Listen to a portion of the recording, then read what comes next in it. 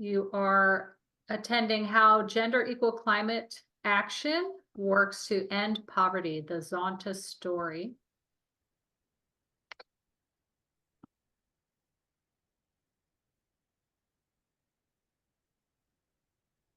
Welcome, everyone. My name is Julie Trone, and I am your host today. Before we begin, I'd like to cover some housekeeping. Please use the chat line to ask questions, make comments, and tell us where you are in the world today. We love to know where you are. Use welcoming and inclusive language when we have our discussions and in the chat. Avoid judgment, criticism, and hateful comments. Ask short, succinct questions. Use the raise your hand when the time is available to have everyone together in discussion, and answer questions or comments respectfully. We will use polls and breakout rooms during this presentation, and we very much welcome your contributions. If you will also please take off your video, turn it off. You'll still be able to see the presentation and hear it, but it helps us with bandwidth.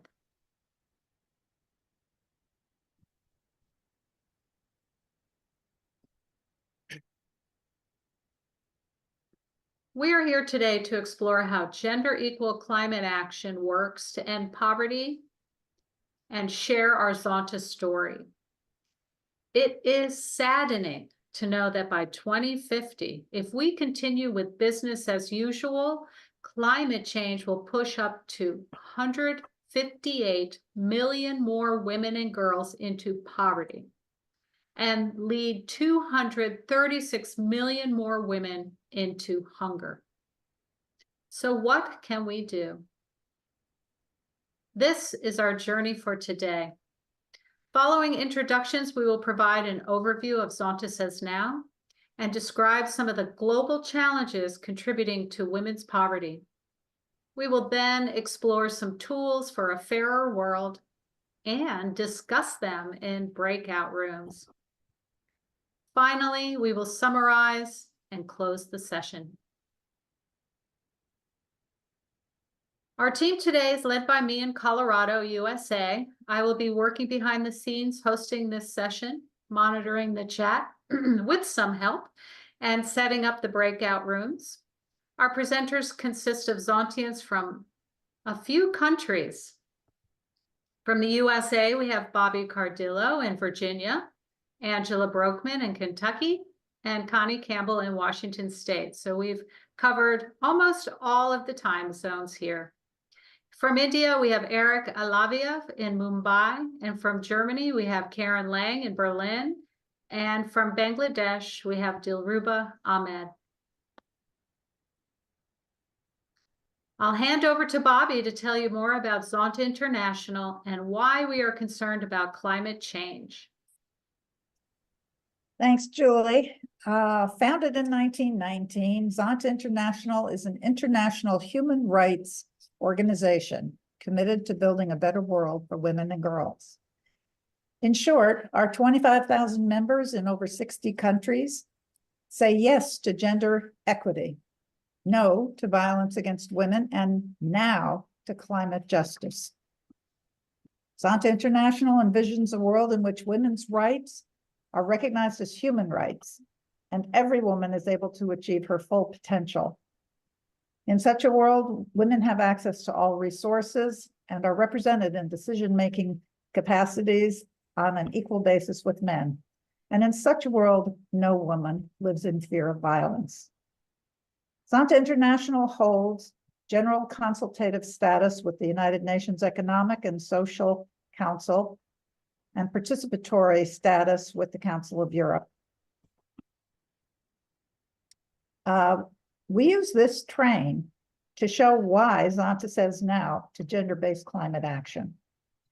This train was built during the Industrial Revolution, a time when humans started to put more greenhouse gas emissions into the atmosphere, where they're accumulating, forming a blanket around the planet.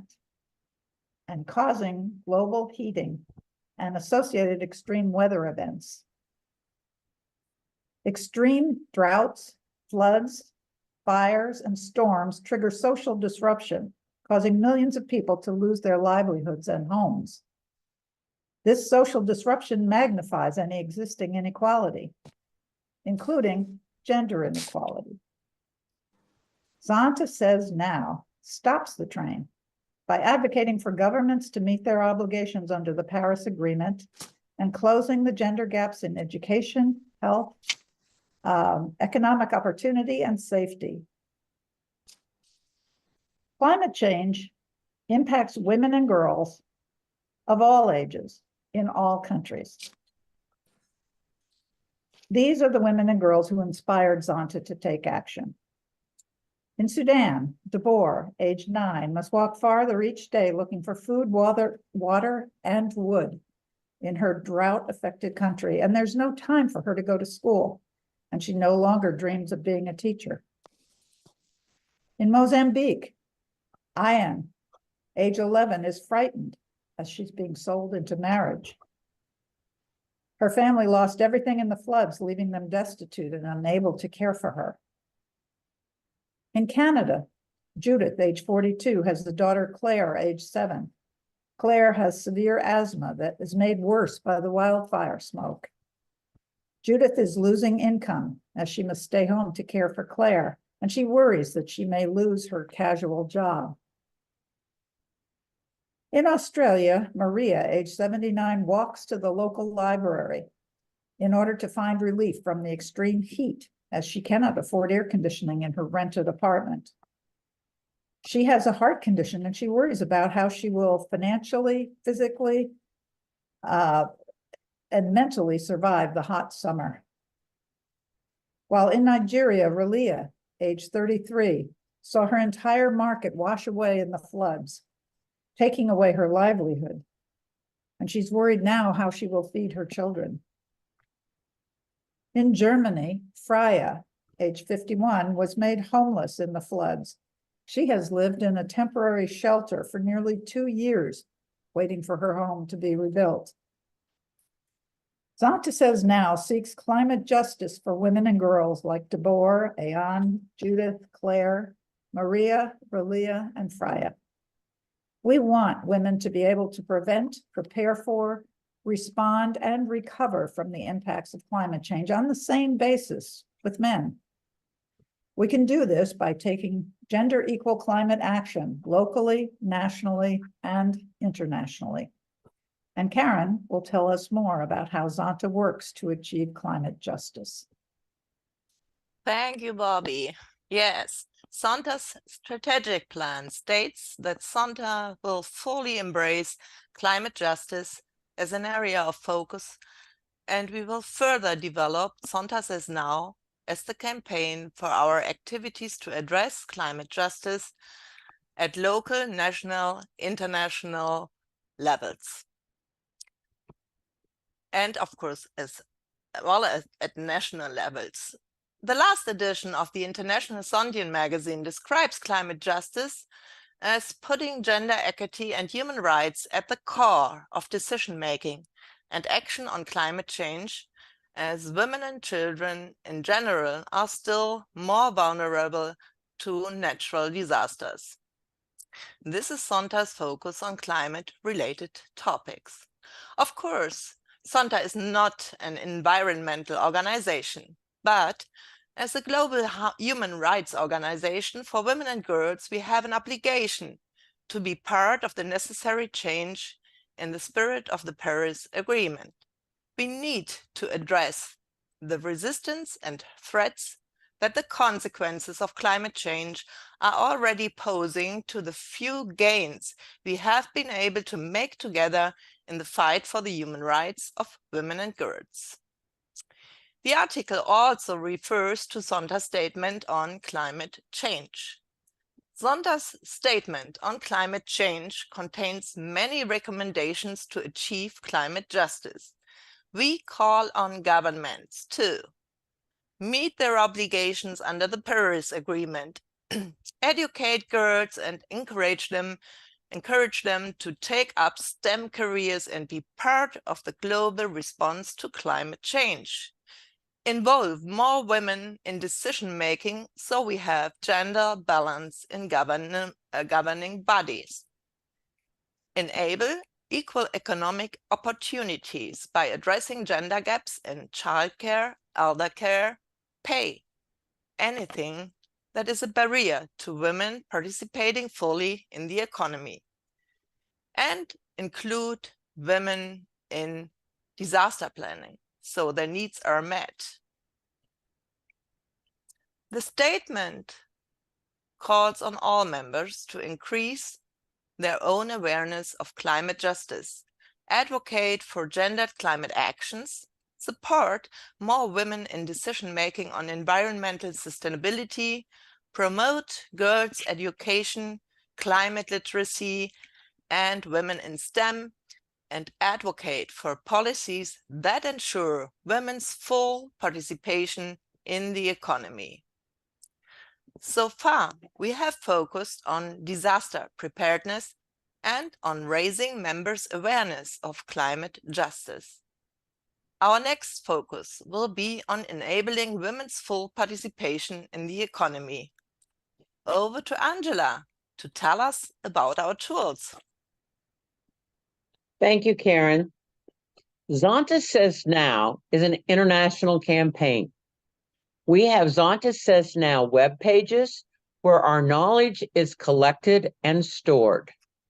Our monthly intercontinental think tank is where we share our passion and learning and are inspired by our speakers from around the world. We use a 5-step framework for action, and we have virtual art gallery where Zontians can express how they feel about gender equality and climate justice through their artwork. We have developed many resources to help us implement the recommendation on the Statement of Climate Change. We have a fact sheet and action guides, as well as the Guide to Environmentally Responsible Air Travel. Recently, we have focused on disaster preparedness planning and have developed a series of leaflets to help Zontians prepare for disaster and advocate their communities and countries to have gender-responsive disaster plans. As mentioned, our next priority from the Statement on Climate Change is to enable women's full participation in the economy. This will be our focus starting in 1 July of 2024. Today, we'd like you to help us as we explore this topic. The statement recommends that governments ensure that climate adaptation and mitigation plans address the unique needs of women and are barriers to women's full participation in the economy, including childcare, elder care services, occupational segregation that sees many low-paying jobs in female-dominant industries, informal work, the gender pay gap, and legal and social restrictions. For these reasons, women are more likely to live in poverty, have more family commitments, be less mobile, and have fewer economic choices. But what does the future hold for a world and for women? Eric, will you please share with us? Thank you, Angela. Let's look at some of the global challenges facing humanity and adding to poverty today. Humanity is facing many global challenges. As Jane Goodall puts in, everything is connected and everyone can make a difference. We know the science, yet greenhouse gas emissions continue to rise. Global temperatures are rising, and last year was at the world's warmest year on record. The Paris Agreement recommends keeping global temperatures below 1.5 degrees Celsius above pre-industrial levels, and we are in a race against time. Our global population has been growing as has our gross domestic product. We are using natural resources at an alarming rate to feed our consumerism. The Earth Overshoot Day marks the date when humanity's demand for ecological resources and services in a given year exceeds what the Earth can generate in last year. Last year, the Earth Overshot Day was 2nd August. You can see in this graph what the Earth Overshot Day would be if the world population lived like a particular country. For example, if the world lived like the US, Earth Overshoot Day would be 13th March. If we all lived like people in Indonesia, Earth Overshoot Day would be 3rd December. And if we consumed as much as people in India, we would not overshoot. That is why India is not on the list of overshoot countries. We are also living at a time when a small group of people is owing more and more of the wealth of the globe. 10% of the world's population owns over 3/4 of the total wealth, takes over half of the global income, and accounts for nearly half of global carbon emission. Yet, the bottom 50% owns 2% of global wealth, takes 8% of global income, and accounts for just 12% of global carbon emissions. Is this fair? This map shows the state of global insecurity using the Global Peace Index. Countries in red and orange are less peaceful than those in green. In 2023, around 116 million people worldwide were forced to flee their homes due to conflict, persecution, or human rights violations. Globally, 10% of the world lives on less than $2 a day. That's just over 700 million people. Yet, in 2019, conflict and violence cost the world $14 trillion, equivalent to $5 a day for everyone on the planet. Is ending war one way of ending poverty? I'll now hand over to Connie. Thanks, Eric. So how does climate change contribute to women's poverty? According to this Oxfam report, 10 billionaires own more than 200 million African women combined. There are 124 female billionaires among the top 1,000 billionaires. The growth in formal work, particularly for women, is outpacing formal work. This means more workers are vulnerable to low pay and poor conditions. Food is essential for life, yet almost 1/10 of the global population was affected by hunger in 2021, with food insecurity higher among women than men. Around 60% of those who go hungry are women and girls. The latest snapshot on the Sustainable Development Goals by UN Women shows that there is no way we will achieve them by 2030. Progress on ending poverty is too slow. 1 in 4 women and girls are expected to be food insecure by 2030. Sustainable Development Goal number 5 is all about gender equality, and none of the 17 goal indicators have been met. The number of women and girls living with water stress will nearly double by 2050. Climate change may push another 158 million women and girls into poverty by 2050. The number of women and girls living in conflict-affected areas has doubled since 2017.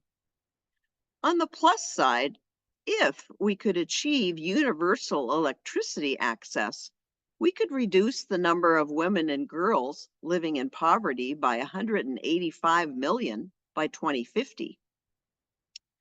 Climate change reduces women's access to natural resources and impacts women's livelihood, especially in agriculture, where women make up the majority of workers in many regions. Droughts, floods, and erratic rainfall reduce crop yields and food security, forcing women to work harder and longer to provide for their families. Girls may have to drop out of school to help their mothers or get married early if the family cannot afford to keep them. In developing countries, 43% of small-scale farmers are women, and they make up 2/3 of all livestock keepers. Women are less likely to have other sources of income, making them very vulnerable to poverty when a crop is lost. Climate change increases women's workload and unpaid care responsibilities. Globally, women perform 3/4 of the unpaid care work, 3 times more than men. It is the women who mainly care for the young, old, and the sick. When homes are destroyed, food supplies cut, and disease is rife, it is women who bear the brunt of caring for the family. Sadly, unpaid work is not recognized when calculating gross domestic product, so it is not valued. Climate change increases the risks of gender-based violence, displacement, and human trafficking, especially in conflict-affected and fragile settings. Women and girls are more vulnerable to these threats due to their lower social status, lack of mobility, and limited access to information and protection. Climate change also exacerbates existing inequalities and discrimination that fuel violence against women and girls. Studies have shown that a 1 degree Celsius rise in average temperature is associated with a 6% rise in violence against women. And the Food and Agriculture Organization of the UN points out that in some countries, an estimated 1 degree Celsius increase in long-term average temperatures reduces the average income of female head of households by 34% compared to that of male head of households. A 10% increase or decrease in rainfall was associated with a 1% rise in child marriage. When crops fail, families sell their daughters to feed other family members. 1 in 5 displaced and refugee women have experienced sexual violence. Climate change affects women's health and well-being. Lack of water for washing or polluted water for drinking adds to the disease burden.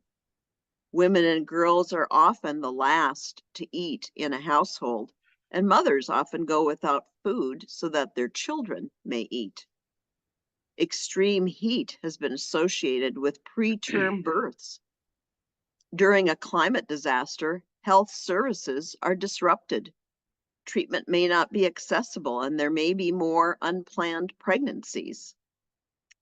Climate change limits women's opportunities for education, employment, health, and empowerment, and disasters disrupt services, schools, and jobs.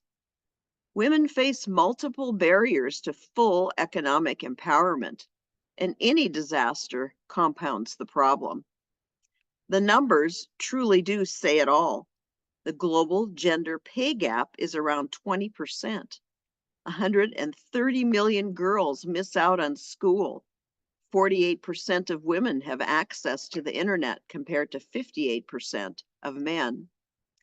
Only 12.8% of agricultural landholders are women, and only 65% of women have a bank account. We have to do better. Now I will hand it over to Julie. Thank you, Connie. A lot of statistics there. I appreciate all the information you provided us. And now that you've heard so much, we're going to run a poll. We were going to do 2 polls. Here's the first one. In the first poll, we ask you, which of these issues do you think is the highest priority for women in your region? And in the second poll, we are going to ask you for your next priority. Bobby's going to monitor our chat line. I'm going to run the polls. So think about 1 through 10 and decide what you have, and I'll go ahead and start the poll. So I'm going to stop the share and start the poll. Give me a minute while you're thinking. All right, go ahead and put in your answer. Right, looks like everyone has answered. We'll wait a few more seconds. And I'm going to go ahead and end the poll and share the results. So everyone should see what is the highest percentage. So it looks like incomes and work was the most chosen for different regions. Then we go to food, water, energy. Now those are lumped together because we only could have 10 choices, but actually in a little while you'll learn how they are separate. Health is 15% tied with food, water, energy, and then social equity is also tied. Then we have housing and education tied next, peace and justice, as you can see, and gender equality right above peace and justice. So thank you, everyone. I'm going to stop sharing this. And we will go back to do our second poll. Hold on a second.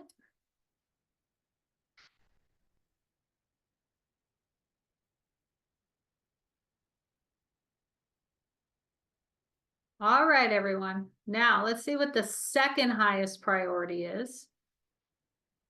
I'm gonna go ahead and stop the share. It's the same group of answers. You will see why in a little bit, why we are doing it this way.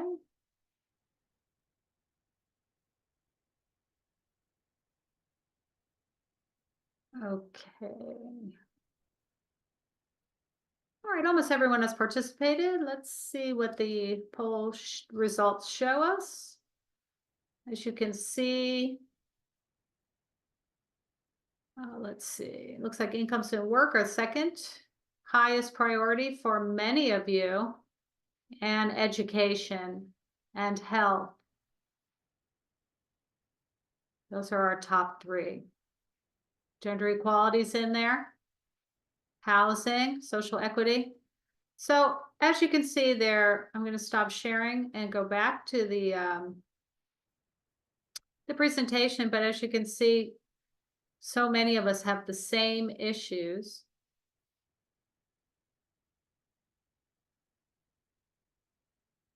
So thank you for participating in our polls. Sarah Hendricks from the UN Women summed up the current situation very well. She said, climate change is creating a downward spiral for women and girls.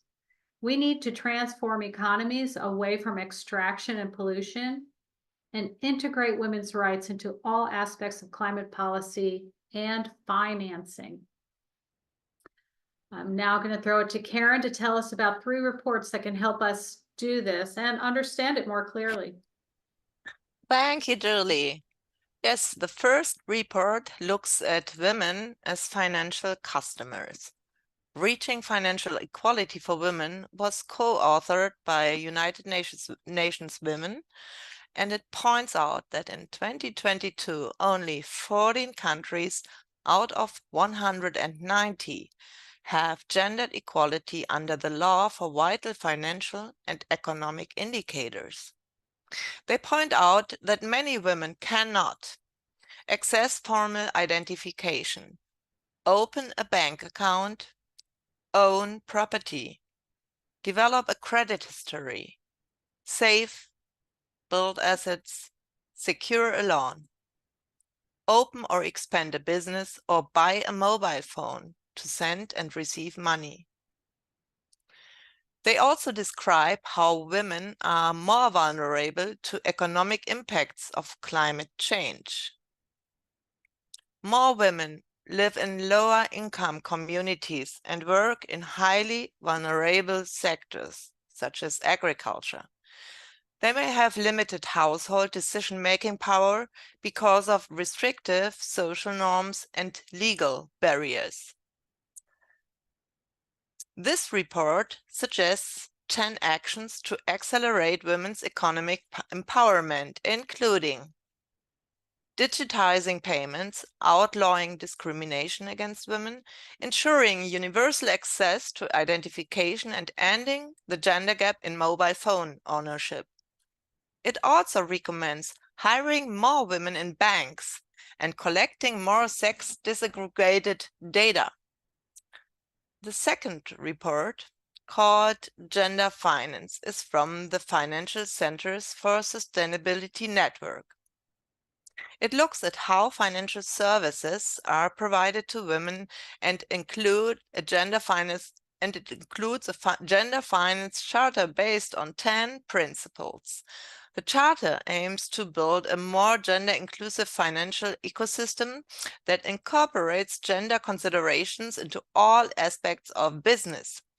This aims to include women in decision-making and meet their needs in all stages of the business, from investments to operations, strategies and management, products, services, and customer engagement. The third report, called Feminist Climate Justice, shows us how economics is part of a bigger picture. It contains a framework for feminist climate justice with 4 intersecting and interdependent dimensions for action. These are to recognize women's rights, labor, and knowledge, redistribute economic resources, repair inequalities and historical injustices, and represent women's voices. The framework comes with a gender equality and climate policy scorecard to help countries monitor national gender inequalities. This focuses on representation, which looks at enabling women's voice, agency, and participation, and including women on an equal footing in decision-making. Recognition looks at reducing women's care burdens and addressing gender-based violence and discrimination. Redistribution looks at strengthening women's economic security by improving women's access to and control over economic resources. Policies must ask who benefits, who loses out, in what ways, where and how. Any policies must allow for our changing world. Over to you, Angela. Thank you, Karen. Yes, technologies are rapidly advancing. How will they impact our future, the future of work for women? The next video we're going to watch is going to highlight some of these challenges.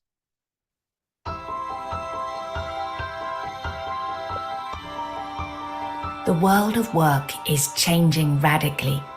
Because of automation, up to 160 million women may need to change occupations. If they navigate these transitions successfully, women could find more productive, better paid work. If they don't, gender inequality in work could worsen. Job losses and gains due to automation could be broadly similar for men and women by 2030. 20% of women's jobs versus 21% of men's could be displaced. But women could gain 20% more jobs versus 19% for men. Patterns of impact could look very different for women and men. 40% of job losses by men could be in machine operating and craft work.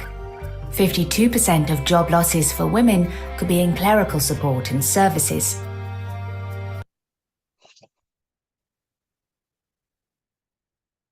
Many current jobs will change as people work alongside machines. More women than men are likely to experience partial automation at work. To make the necessary transitions, women will need more and different skills. In mature economies like Canada, the United Kingdom, and the United States, the only net job growth may be in jobs requiring a college or advanced degree. In emerging economies like India, many women working in subsistence agriculture with little education and low skills may find it hard to find work in other sectors that require both. In the age of automation, everyone needs to have 1. The right skills, 2. Be mobile and flexible, 3. Be tech savvy. Women have disadvantages on all 3. In many regions, especially in emerging economies, women lag behind men in educational attainment. Women tend to be less mobile than men. Technology gives women flexibility and new ways to make a living, but they have less access to technology than men and fewer skills to use it. Old challenges are added to new ones. Women can be successful in the automation era, but they will need concerted help and creative new solutions to help them thrive in the work of the future.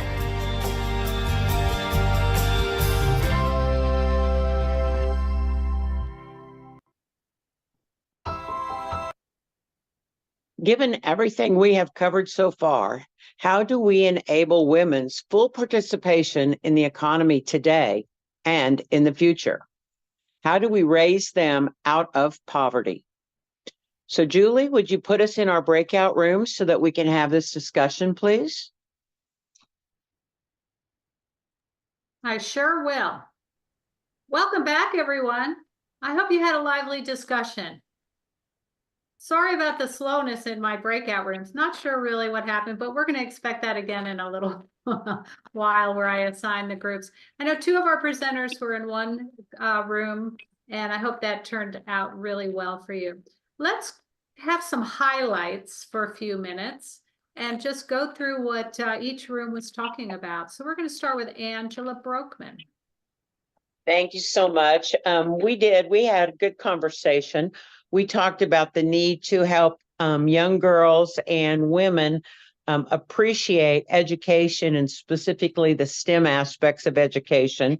We talked some about the distractors for young girls when the hormones kick in, and that, we have to help them as well as their counterpart males figure out how to focus on what's important for the longevity and not just the short-term hormone rages they're experiencing.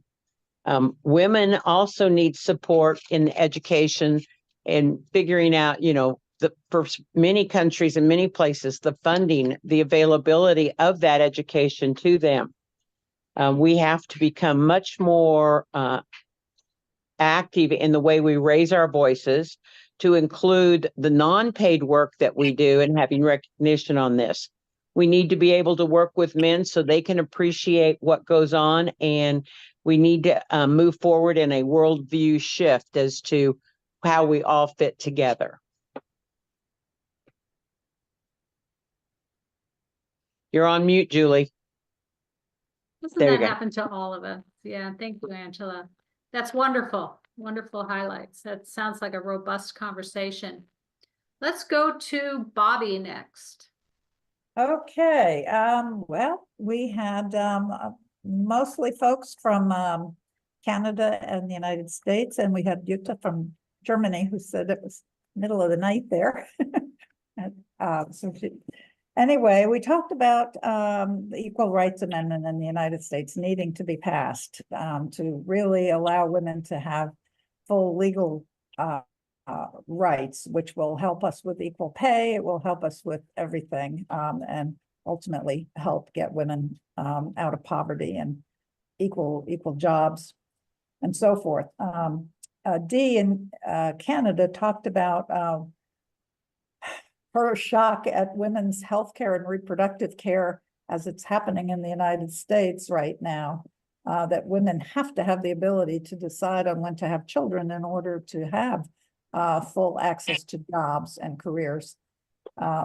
And that Canada is better in that regard, but there's conservative provincial governments that have capped wages in the healthcare industry. So there's so many things to fight.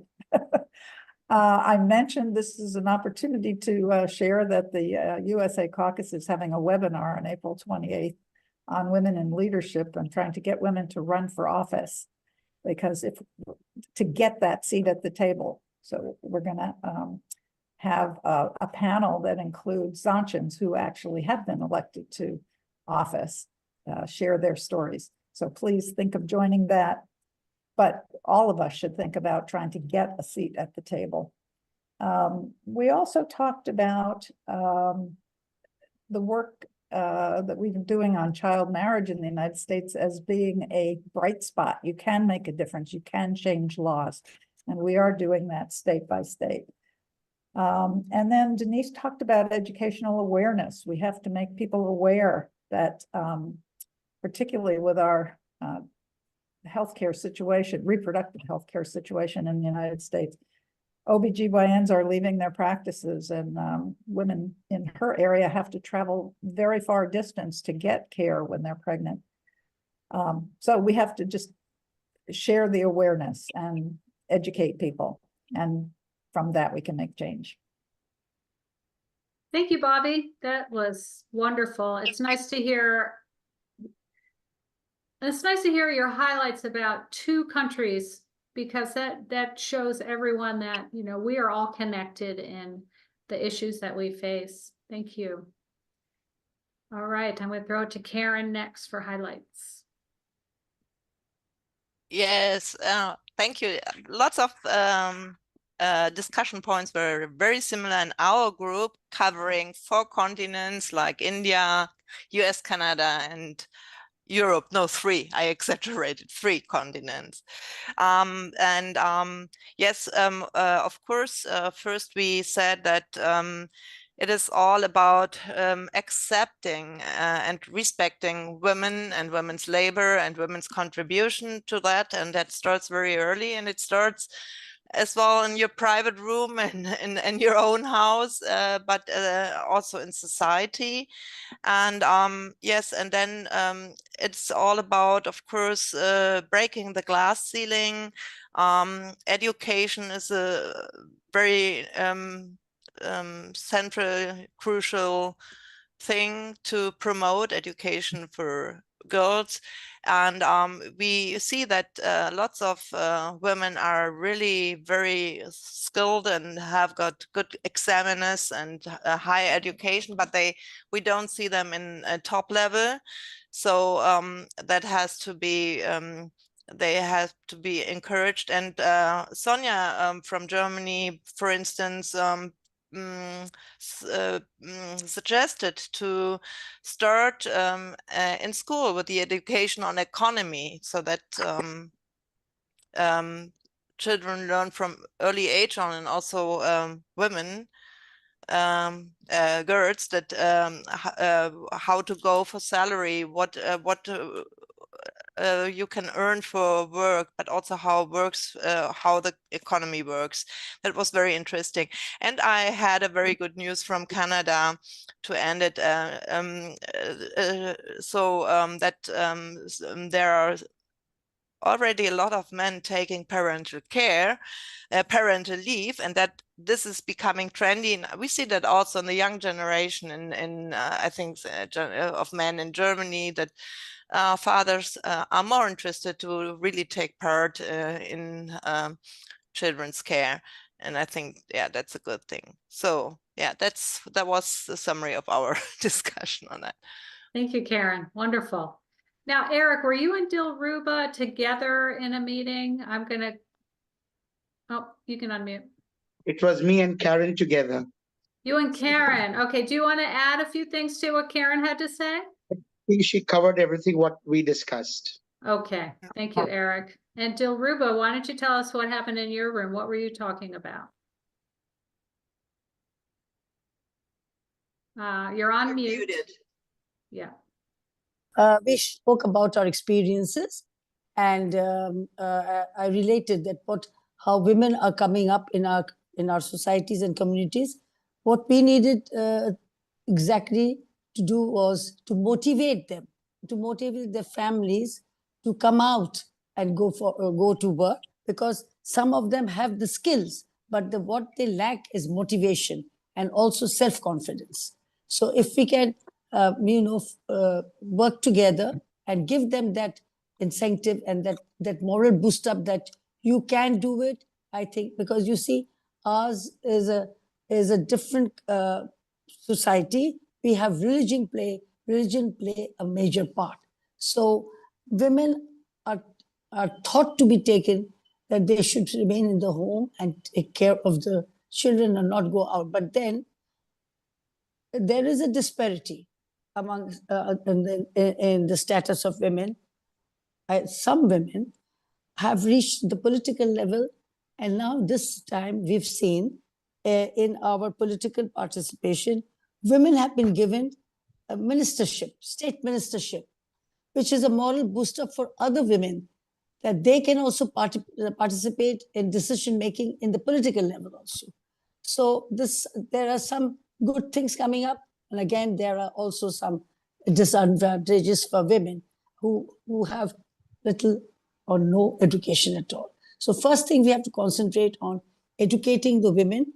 Secondly, that boost up their morality, give them the incentive, tell them they can do it, and also some care must be given to their children at home. They must have some caregivers, otherwise they cannot go out to work, because they're left to take care of the children, especially younger ones, and of course those who are going to school. So we have a mixed kind of status for women who are educated, who are uneducated, and who are educated but are deprived of getting chances because of the social structure.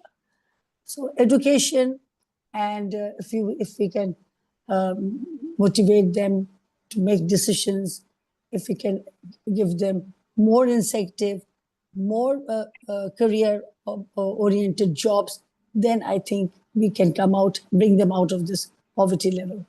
Thank you, Dilruba. It sounds like a nice basket of things to focus on, because they all go hand in hand: motivation, incentivization, and Yes. education. So thank Yes. you. Sounds like it was a wonderful conversation.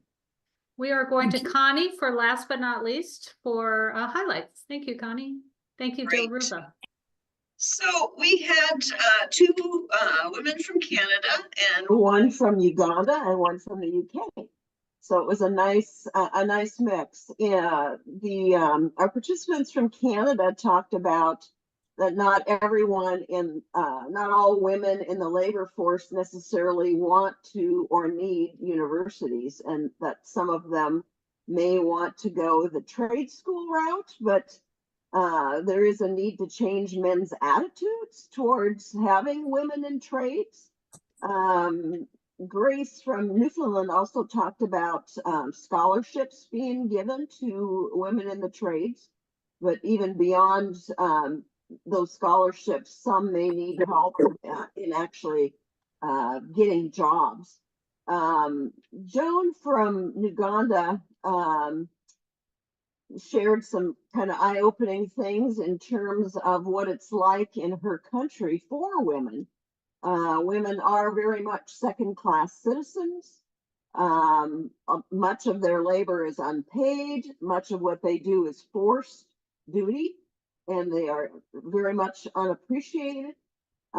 She suggested a solution more about advocating for men to work with women in what they do, so that they'll have a better appreciation for what women do and maybe value them more. Gabriella, who is from the UK, works in public health, particularly with women that come from other countries. She advocates a lot for equal rights, especially coming from other countries, and tries to get basic health care, and deals with some language barriers.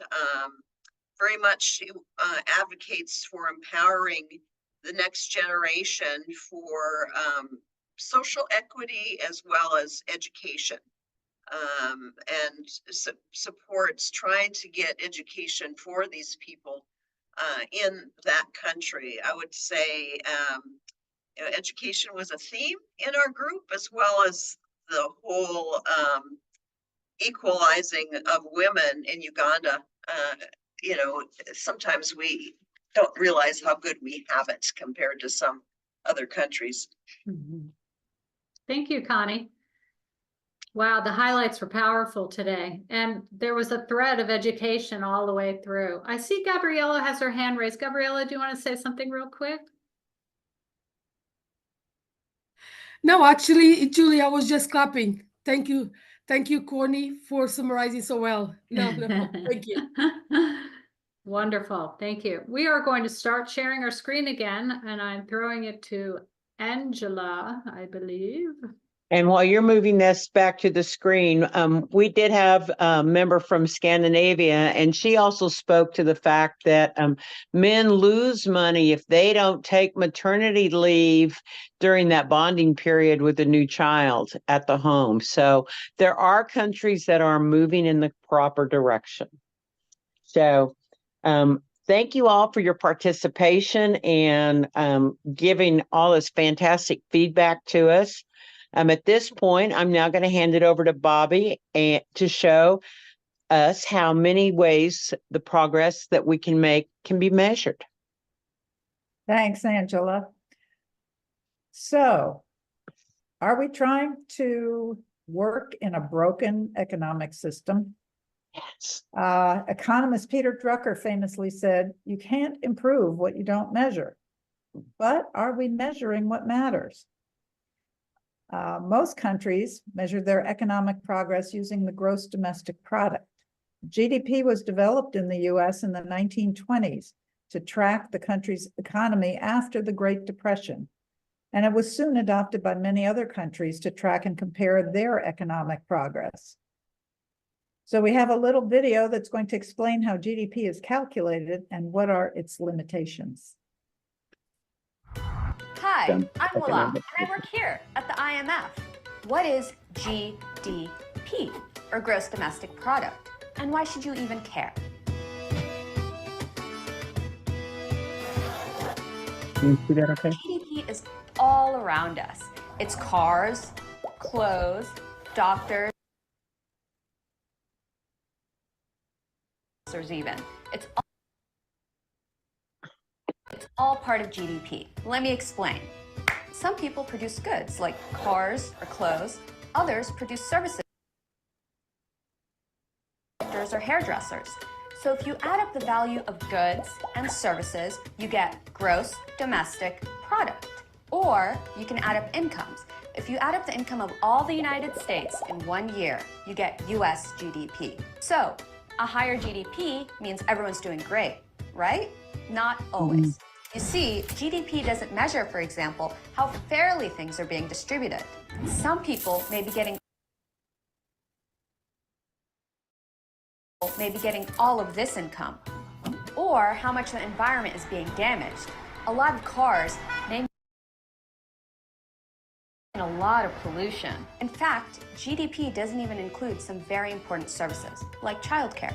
If a babysitter looks after your younger brother for the day, they get an income, they're providing a service. But if your mom does the same exact thing and looks after your younger brother, she doesn't get an income, so it's not included in GDP. So GDP is failing to measure a very important service. But GDP is a good overall indication of how much an economy produces every year. So that's GDP. It's all around us, and it's very good to know.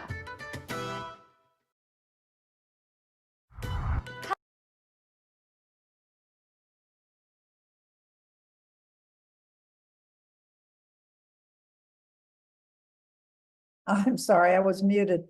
Okay.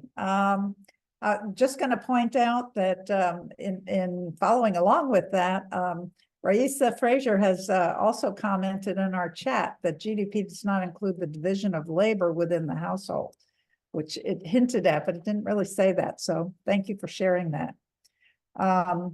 So given the limitations of GDP, there has been a global conversation about creating new economies of well-being. And this concept is explained in this short video.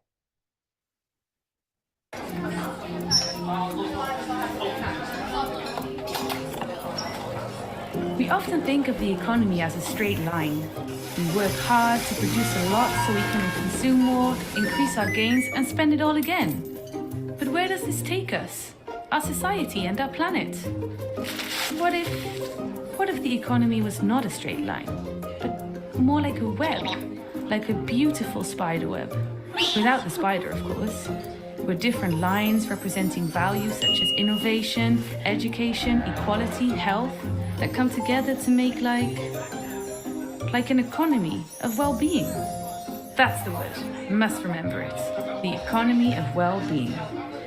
It's based on the simple idea that our well-being makes our economy grow, and the other way around. In this economy, success is not only measured in terms of productivity and gains, but also in terms of happiness, physical and mental health of citizens, sustainability. So, we invest in people's well-being, and they are healthier, more innovative and productive, and they work and pay taxes without feeling too bad about it, because the money they pay is used to improve their well-being. And work is not the only thing. People enjoy their work, of course, but they also have time for friends and family. Men and women are more equal, and you don't need to come from a rich family to get into university or to become a famous scientist. And we're not destroying our planet, because we finally realize that it's the only one we have. So we're taking care of it. Sounds great, doesn't it? But how do we come to this economy? I'm not sure I have the answer. Maybe we just need to start thinking differently.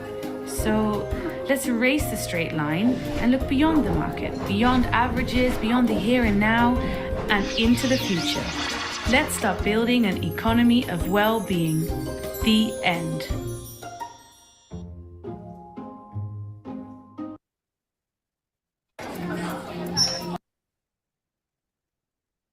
I'm going to mention we have another comment in the chat that I think goes along with this, that from Lisa Burton, that a system such as GDP that encourages inequities is not the measure we need to go with.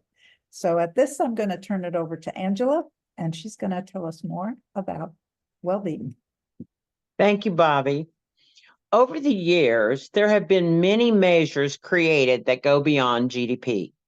For example, the UNDP created the Human Development Index that looked at the welfare of people. It focused on a long and healthy life, knowledge, and a decent standard of living. It did not consider environmental sustainability or inequality. And then there is the Happy Planet Index. What a lovely title. This multiplies a country's well-being by its population's life expectancy and divides it by their economical footprint. The main problem with this index is that all the data from these equations come from survey data that may be incomplete and not represent the entire country. The fourth king of Bhutan stated that gross national happiness is more important than GDP. In Bhutan, the Gross National Happiness Index survey, a representative sample of the population, and measures across 9 domains using 33 indicators.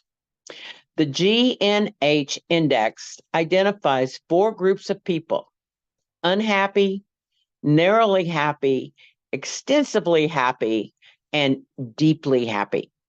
The analysis explores the happiness people enjoy already, and then focuses on how policies can increase happiness and sufficiency among the unhappy and narrowly happy people.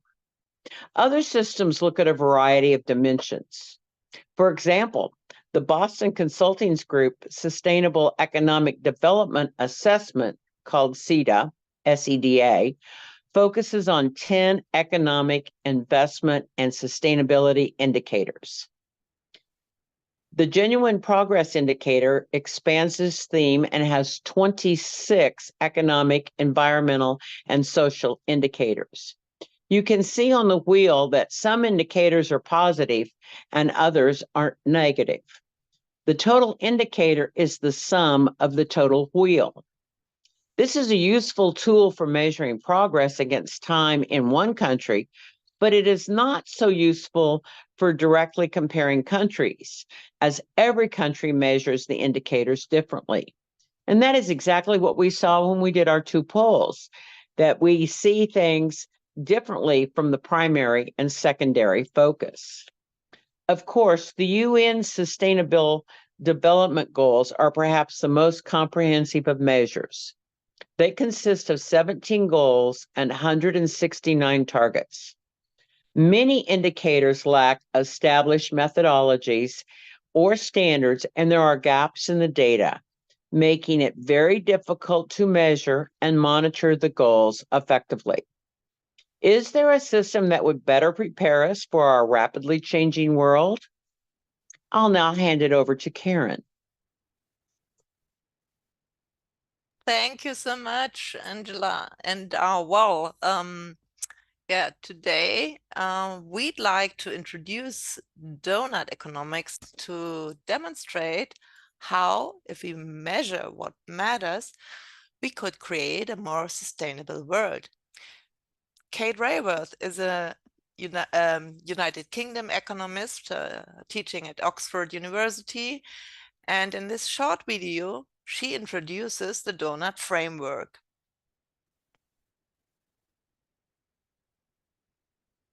So a few years ago, I tried to draw a picture because I love drawing pictures. I tried to draw a picture of the world that we want to live in.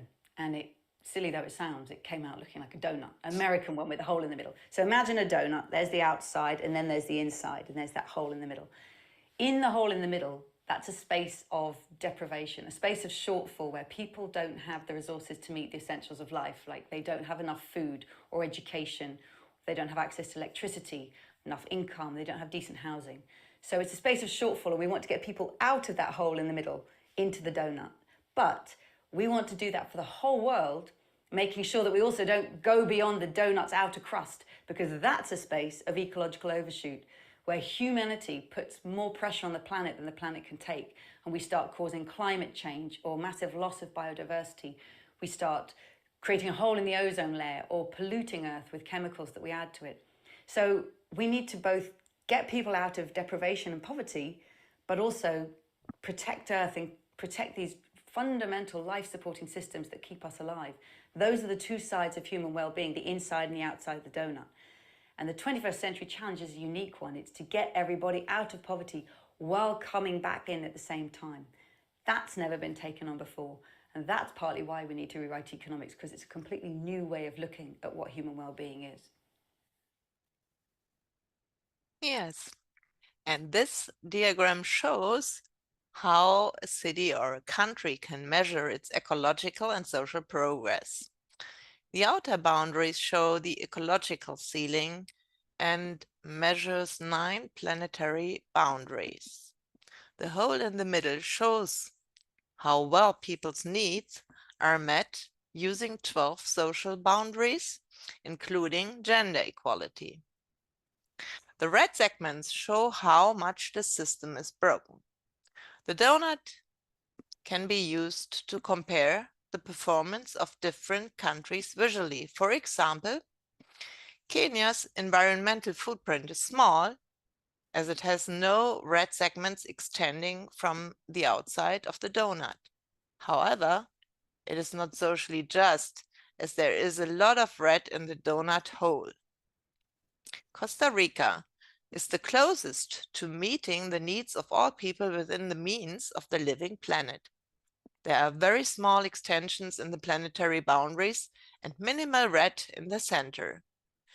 Denmark and the United States show how many countries in the global north exceed their ecological ceiling, but they meet the needs of their people on most parameters. Most parameters, of course, we have to be cautious with this.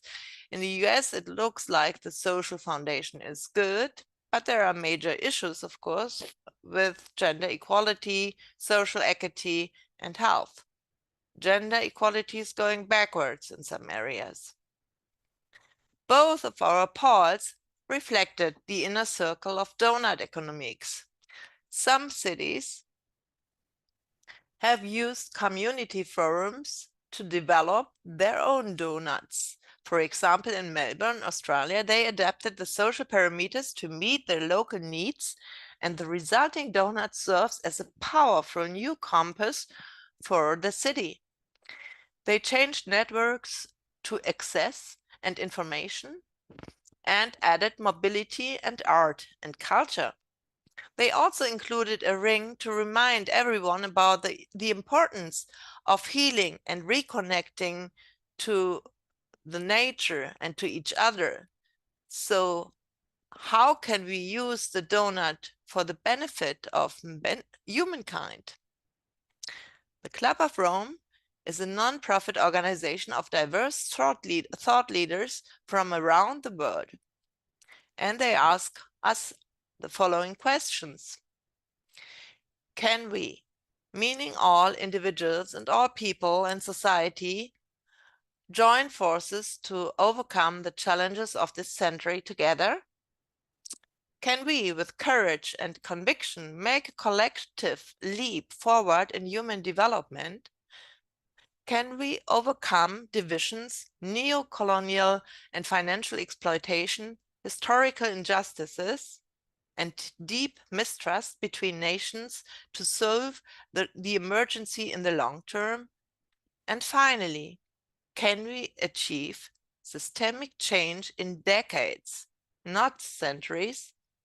I now hand it over to Eric. Thanks, Karen.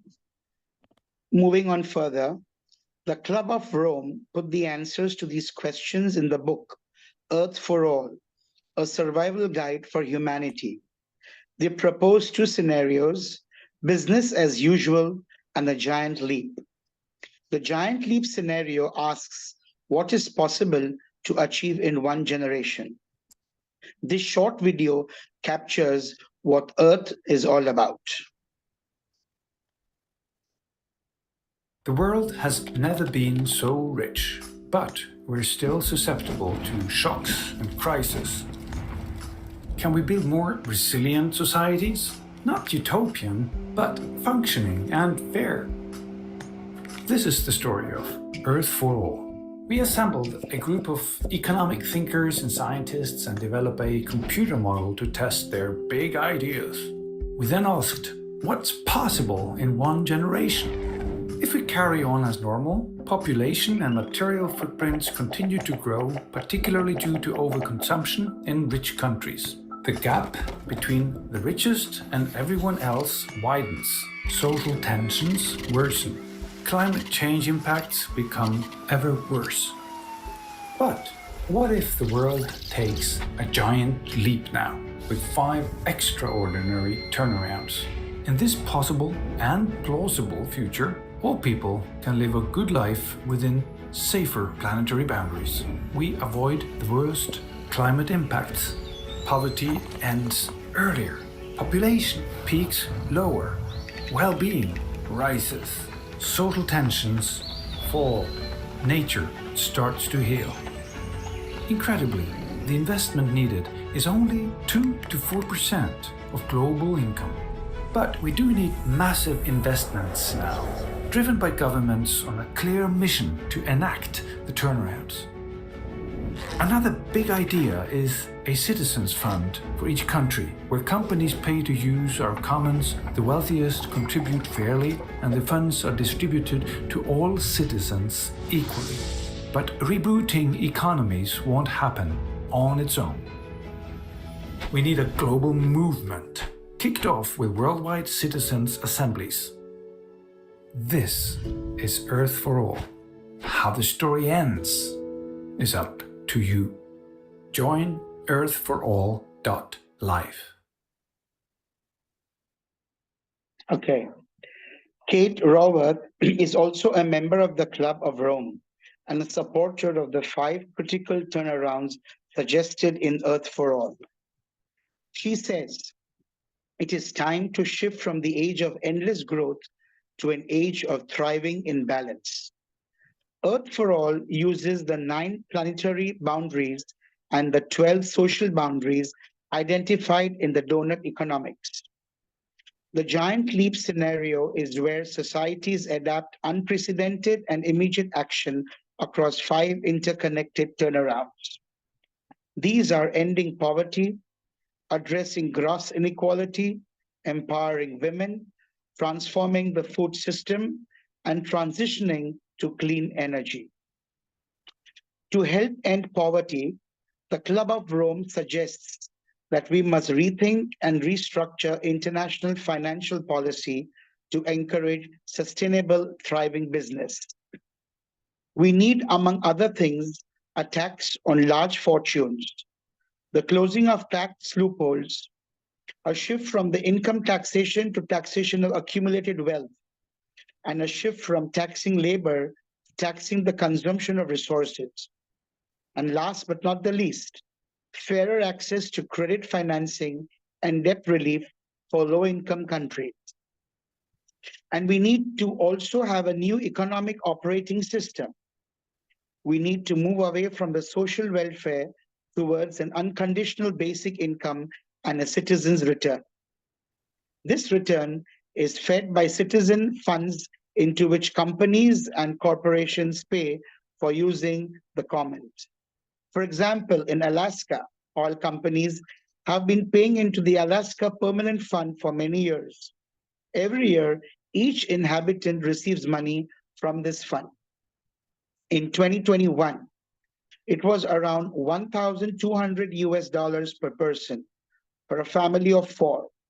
That's $4,800 to invest wisely in things like their children's education.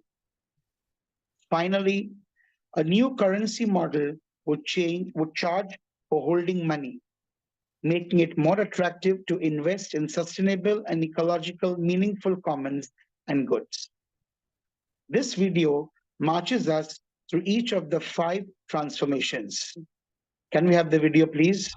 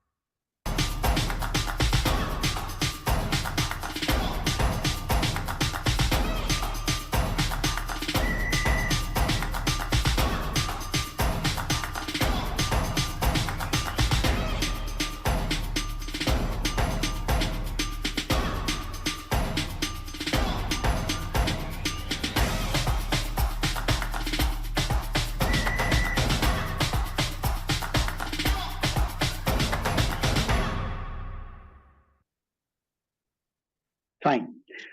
Here are the turnarounds in case you missed them with the marching music. When ending poverty, the goal is that low-income countries will grow their GDP at 5% a year until it is equivalent to more than 15,000 USD per person. To do this, debt is cancelled. There are new models for growth and trade is regionalized.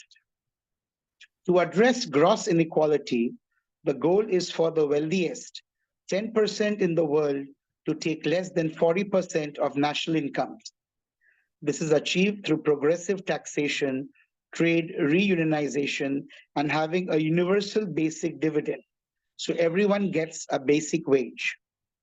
Empowerment is all about achieving gender equity and stabilizing the global population to less than 9 billion by 2050.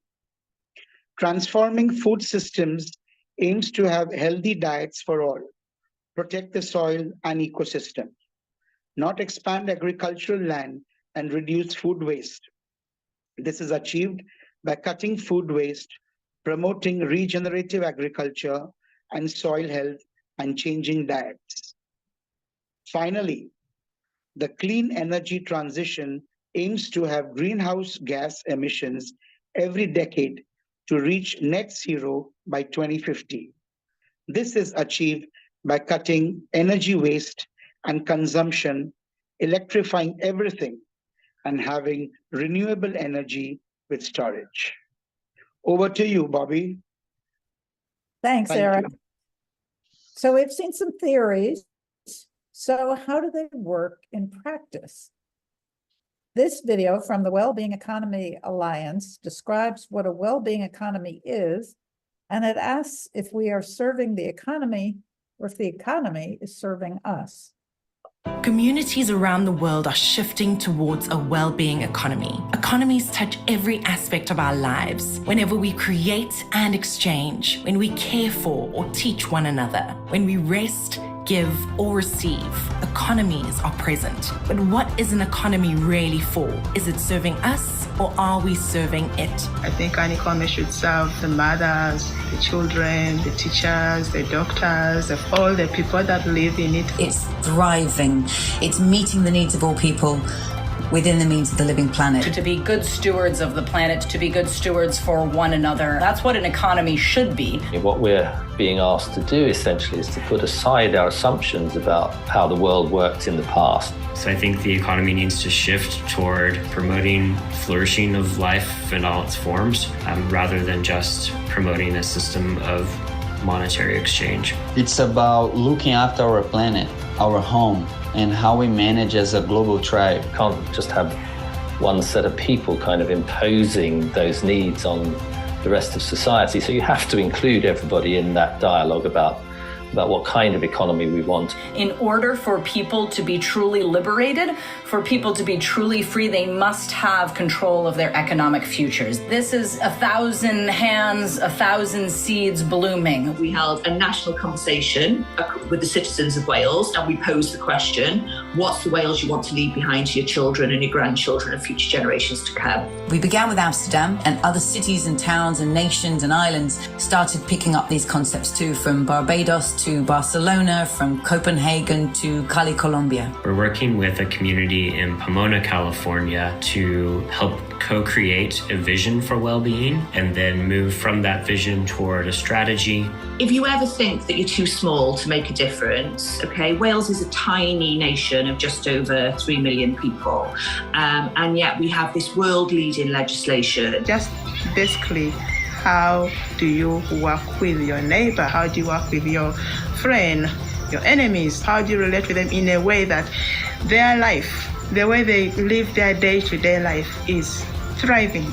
So this is possible, it is happening now, and we need all of us to come together as a one voice to demand for change. That's what the next 5 years are about, and not giving up hope, not giving up the fight, not stopping that action that will eventually lead to a better world. It's happening. Thousands of people and organizations around the world are working towards a well-being economy. Join us.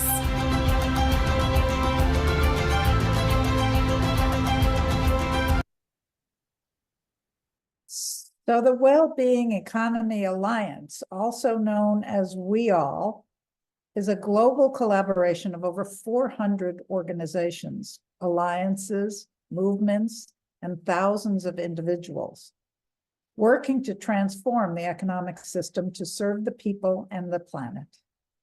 WEAll has members from over 50 countries with local hubs in Scotland, New Zealand, Iceland, Wales, Finland, Canada, Australia, and more. They produce resources to implement the principles of donut economics. There is also the Well-Being Economy of Governments, known as WeGo. This was launched in 2018 at the OECD World Forum by 3 female leaders. First Minister of Scotland, Nicola Sturgeon. Prime Minister of Iceland, Katrin Jakobsdottir, and Prime Minister of New Zealand, Jacinda Ardern. Today, WeGo also includes Finland, Wales, and Canada. Scotland provides the Secretariat. Governments create economic policy labs so that officials from governments can share their experience and their expertise, and collaboration is the name of the game. Angela will now show you a couple of well-being economies. Over to you, Angela. You're muted. There we go. Sorry. Thank you, Bobby. New Zealand's well-being approach is based around this living standard framework. It covers people, place, and time in generations. It identifies 4 capitals that generate well-being now and into the future. These are natural, human, social, and financial and physical. The framework contains 12 domains of current well-being, which look very similar to those that were in the middle of the donut hole. The New Zealand government identified 4 national priorities: the cost of living, delivering health, education and housing, recovering and resilience, and fiscal sustainability. Government departments must collaborate to address the priorities, and the gender lens must be applied to each priority. All data is transparent and can be accessed through the Living Standard Framework dashboard, so anyone can check the progress. In 2007, Scotland developed the National Performance Framework, which was last updated in 2018. Its purpose is to create a more successful country with opportunities for all of Scotland to flourish through increased well-being and sustainable and inclusive economic growth. The framework's value statement reads, "We are a society which treats all our people with kindness, dignity, and compassion, respect the rule of law, and acts in an open and transparent way." Imagine if the whole world could operate like this. The National Performance Framework has 11 major outcomes with 81 improvement measures. Again, data is publicly accessible so people can see how Scotland is performing against the framework. In our New Zealand case, it was mentioned that they looked at each priority through the gender lens. One tool to do this is the Gender Impact Assessment. The GIA can be used to assess the impacts on women when undertaking public procurement, public consultation, service delivery management, and when preparing budgets. However, you need gender deaggregated data to do this. So a first priority is to collect gendered data. The OECD has a useful toolkit for preparing a GIA and a host of other tools to help embed gender-sensitive practices in government, parliament, the judiciary, and public administration. We will pause here for a minute so you can close your eyes and imagine a world of peacemakers and healers.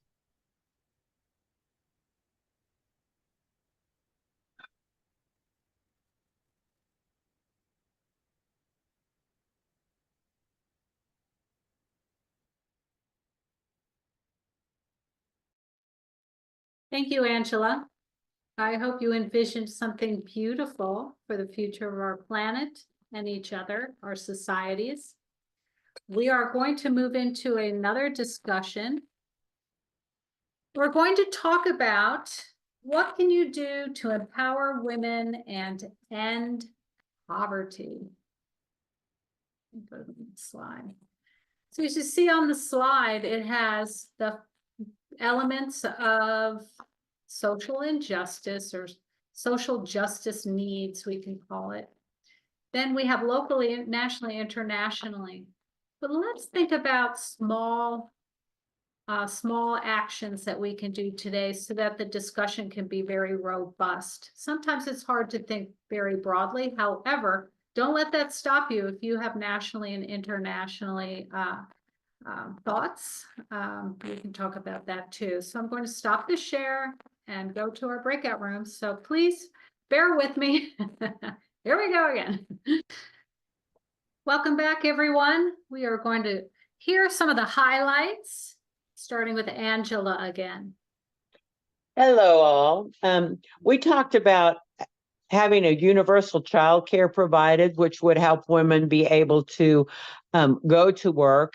We also talked about having child care provided for many of the universities so that while the female is gathering and collecting new education, that their children are being cared for. Talked about bosses being lenient for those some days when you're in a pinch and being able to bring your child to work with you. Also talked about the critical need to make sure that the children are going to school. And the other one that was addressed was language barriers, how, a lot of times the language, you don't know what you're buying, what you're using, how to use it. So you leave it when in fact it would be useful, with English being the primary. And we talked about how in most of the US anyway, Spanish seems to be the secondary because you see a lot of Spanish, but if you're not one of those two languages, you're kind of stuck. So that's what we talked about. Very good points all, Angela. Thank you. Bobby, you're next. There we go. I'm sorry. Okay, well, we talked about a lot of things. Let's see. We started by talking about we need to teach our daughters to demand more and better, how to ask for more money, how to ask for the promotion. And even our youngest member that was in our group said that she never had any of that kind of training anywhere along the line. So we need to think about doing that. That's something Zonta, could look into helping with. We talked about as consumers, we could watch where we spend our money and try to spend it on women-owned businesses and women's services provided by women rather than men in order to support the growth and the success of women in enterprise. Hasna joined us from Bangladesh, and she shared that we need good leaders in politics, and we have to get women who care, particularly women who care about other women, into government. And that some NGOs are working on this in her country, but we need to be educating girls to take on leadership and include the lowest income girls in that, and that there are many in her country that need that push, that assistance. And then we got off onto how hard it is for women to be in politics because of just harassment, and maybe we need more women in the social media companies in order to change the rules that allow the badgering of women online. And for that, we need the buy-in from men. So how do we get buy-in from men?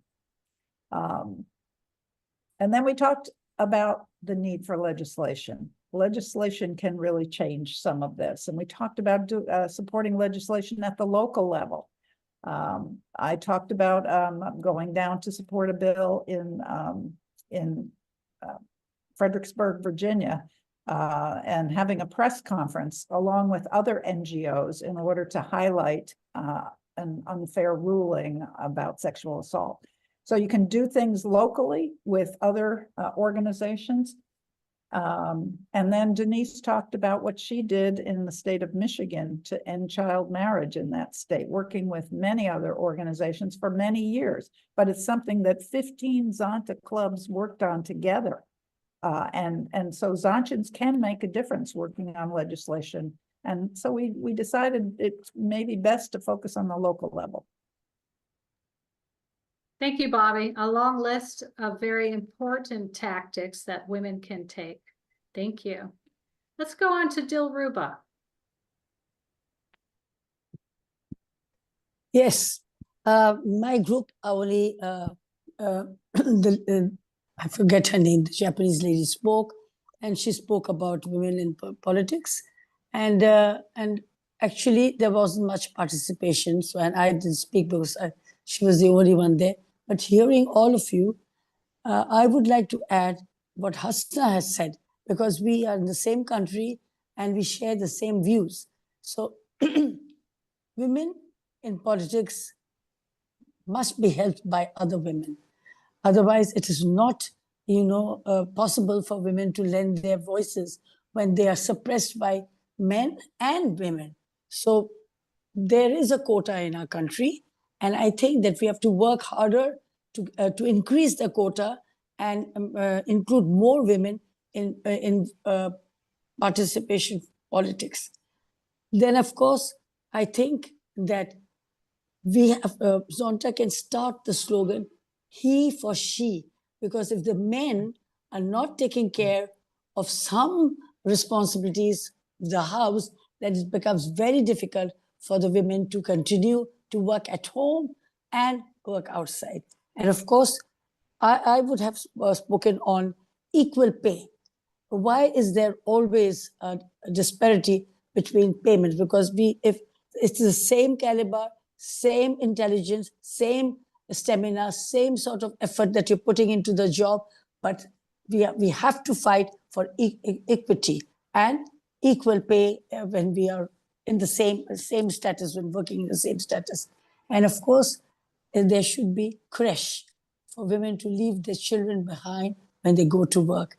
So that, like, in America and many places, you have daycare centers. But in our countries, we have daycare centers for the rich people, for the rich children. But for the grassroots level, there's no one to take care of. And they can't take their children to work because then they lose efficiency. So these are some things that I had in mind to share, but I couldn't because there was nobody. I didn't have much in my group, so I'm sharing with you. And of course, I ditto all the tip points that you people have put up. This is the only way that we can go much forward if we work together in cohesion and in unison and put all the suggestions that we get together and put in a framework and start working in our club levels, district levels, in our communities, so that we can better ourselves, better the conditions of the women, especially in countries like us with natural disasters hitting us so often. We are prone to natural disasters, so we must take action against these things and take, preventive measures also. Thank you. Thank you, Dilruba. These are every one of them, such important points. And I know we can use our voice and make a difference. Last but not least, I'm going to throw it to Eric. Eric and Karen, our two presenters, work together, but last time Karen spoke. So let's hear from Eric this time. And he actually is part of He for She. So maybe you can throw a little note in there about that. Yeah. We had speakers from Germany, from Canada. Uta stressed on basically education, and further on, the economy looks around. That's Karen put in. Example she gave up the Hamburg donut model. People to share their experiences about basic income strengthens women. Example she gave was of India, where the basic income, the women have invested wisely and they have sustained themselves. Further on, Karen wanted to further implore on having community funds.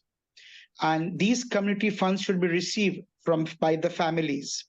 Renuka put in that she liked the donut model, especially on equality, environment, and equity, to stay with sustainable economic stories of women who have overcome barriers. And also, she said that policymakers need to create proper infrastructure.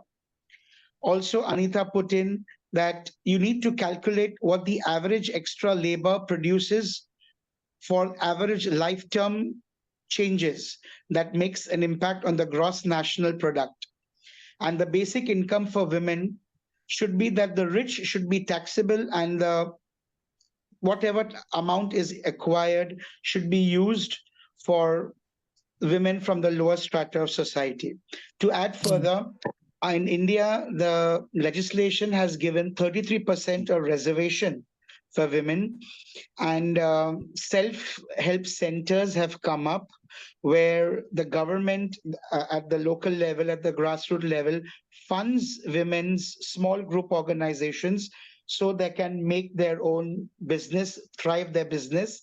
Like you have these companies called the Lidget Papad, where you have those papadums, where the group of women, they make these and they sell. And a very good example I would like to share is the Amul milk factory. Yes.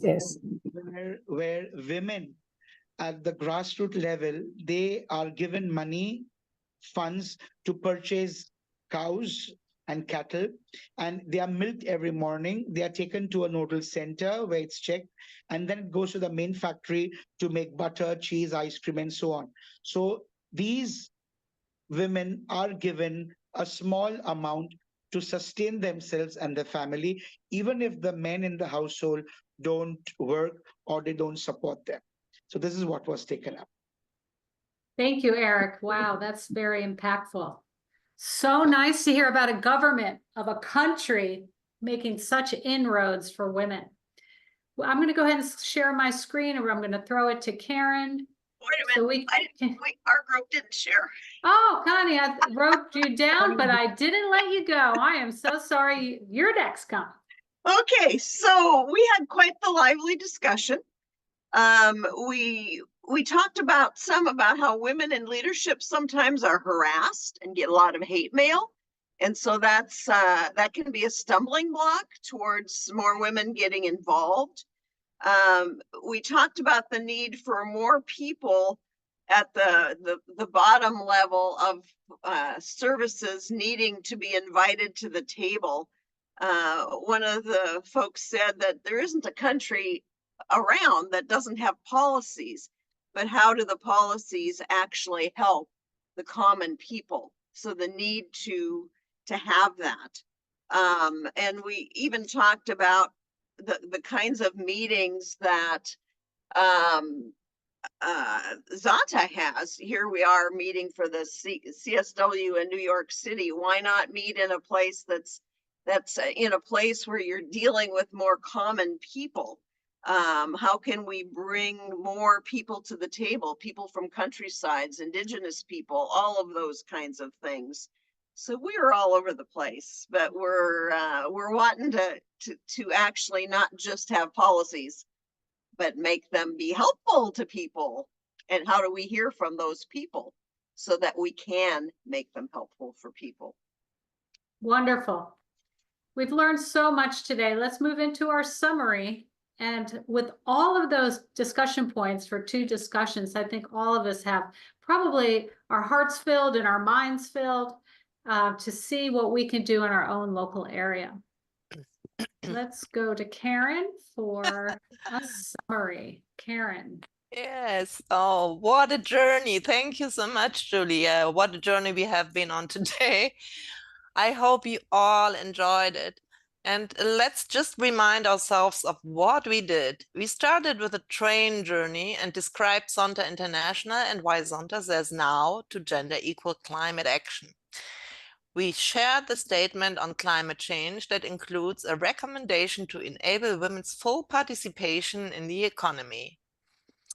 We then looked at the challenges facing humanity, showed how women are faring both economically and against the Sustainable Development Goals, and then explored how climate change contributes to women's poverty. We did 2 quick polls to see which issues you thought were the highest priority for women, and then showed some tools to improve women's financial inclusion and justice. We then discussed how we could enable women's full participation in the economy today and in the future to raise them out of poverty. Our next phase was to explore how economies can measure what matters. We gave a brief overview of GDP and a few ways that well-being can be measured. We introduced donut economics and the book Earth for All. This book applied donut economics and in its giant leap scenario identified 5 turnarounds to create a thriving, balanced planet. We then showed what a well-being economy looks like through examples from New Zealand and Scotland. And finally, we discussed how to address the barriers to women's full participation in the economy. What a journey! Your ideas and feedback from today will help us to develop our resources to reduce the barriers to women's full participation in the economy. And with this and a big thank you to all of you, I hand it over to Bobby. Thank you so much, Karen. As Amelia Earhart, the famous pilot and former Zonchan, said, the most difficult thing is the decision to act. The rest is mere tenacity. So I ask you, what action will you take first to end women's poverty? Having a fairer economic system will help to achieve climate justice for women and girls so that ultimately Deborah will be able to go back to school. Ian will not be sold into marriage. Judith can look after Claire without worrying about her job. Maria can afford to be cool in her own home. Relia's market will be flood resistant and she can support her family. And Freya can move into a permanent home. I'd like to thank all of today's presenters and all of you for participating in today's session. And we hope that we have challenged your thinking and inspired you to create an Earth for all. If you'd like to find out more about Zonta or would like to get in contact, please visit our website or email us at the address on the screen there. Thank you all so much.